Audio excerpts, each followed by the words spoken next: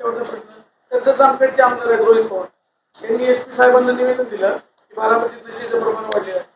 ते निवेदन दिले म्हणून ही कारवाई आहे काही कायमस्वरूपी कारवाई नाही नाही, ते निवेदन व्हायच्या आधीच आपलं 478 किलो पकडलेला होता. आपण आपलं कामच चालू आहे.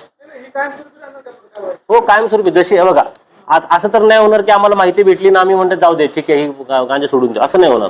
ज्यावेळेस आम्हाला माहिती भेटेल आम्ही 100% त्यामध्ये कारवाई करणार आहोत. युपी बिहारीचं प्रमाण बारामतीमध्ये कामाला निमित्त आहे आणि युपी बिहारी सर्रास गांजाचा याचा नशा अवलंब करतात आणि सर्रास बारामतीमध्ये चौकामध्ये टप्प्या टप्प्यावर गांजा याचे रस मिळायला लागलेला आहे. आणि त्यामुळं रोहित पवारांसारख्या बाहेरच्या आमदाराला निवेदन द्यावं लागलं जे इथलं बारामतीला नाही आणि त्यांच्या निवेदनावरती ही कारवाई नाही करणार. ते रोहित दादा पण बारामती मधलेच सुपुत्र आहेत. असं ते आमदार दुसरीकडे असले तरी त्यांनी आमदार म्हणून नाही बारामतीचे नागरिक म्हणून सांगितले.